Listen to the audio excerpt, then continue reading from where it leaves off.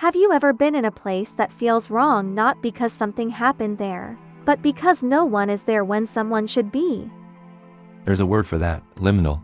A space in transition, a pool at 3 in the morning, a hotel corridor with every door closed. In 1989, a girl named Joanna Lopez appeared for 30 seconds on a Chicago TV channel at 2 in the morning with no information, no update, no context. Then she disappeared, and nobody noticed for 30 years.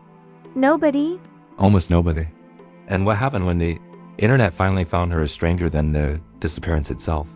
In 1989, a Chicago NBC affiliate, WMAQ Channel 5, finished its nightly programming. The national anthem played. The station signed off. And then, just before the signal went dark, a single image appeared on screen.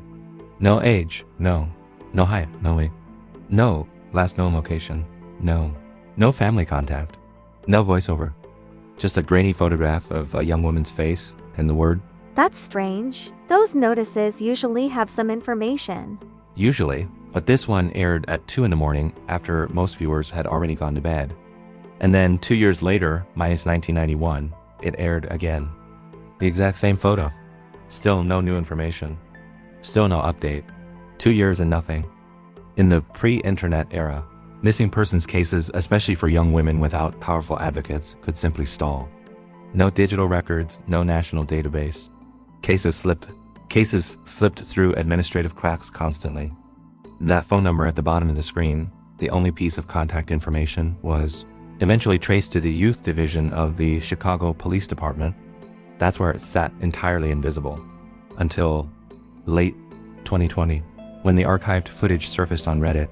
And then people started digging. A post titled "The Very Obscure Disappearance of Joanna Lopez" landed in a community devoted to unresolved cases.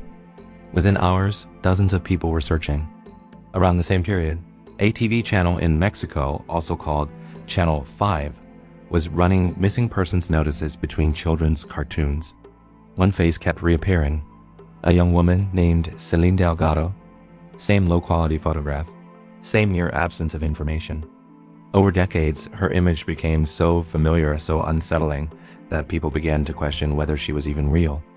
Channel 5 Mexico didn't help matters. In 2019 and 2020, they were posting deliberately eerie videos on their official social media and deleting them hours later. So the channel turned her into a ghost story. The institution that was supposed to help find her transformed her into content. But Celine was proven to be artificial, right?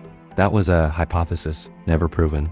Her image is low quality because photography in the early 90s was low quality. She was almost certainly a real person who was never found, and the internet replaced her story with a creepypasta. For actually locating her, it made things worse.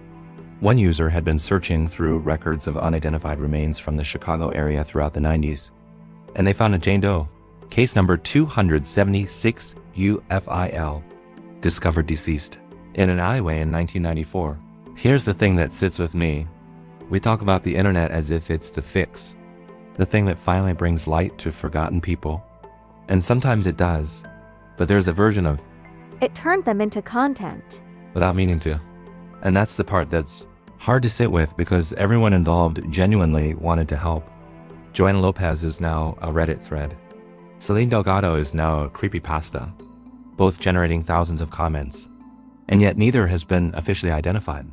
So the internet found them and made it worse. After the thread cooled, after the creepypasta spread, they went back to where they'd always been. Liminal. Present in a way that doesn't resolve. The internet found them. And then the internet moved on. We found them and lost them again. That's exactly it. Here's the thing that shifts how I think about it. Every Reddit post, every creepypasta, every view, none of that moved the needle. The internet noticed them. And then the internet moved on. We found them. And then lost them. So this isn't really about missing persons at all, is it? It's about what we do with things we can't resolve. People, places, stories that exist in transition, that never fully arrive anywhere. You walk into an empty building that should have people in it and your brain can't file it. So we turn it into a story. Because a story has an ending. Officially. Somewhere, probably. And a real missing person, a real one. There are people who know what happened to her. There have to be. And if you were in Chicago in 1989, if you remember her, she deserves more than a Reddit thread and a mystery label. The Jane Doe, 276 UFIL, still unidentified. She was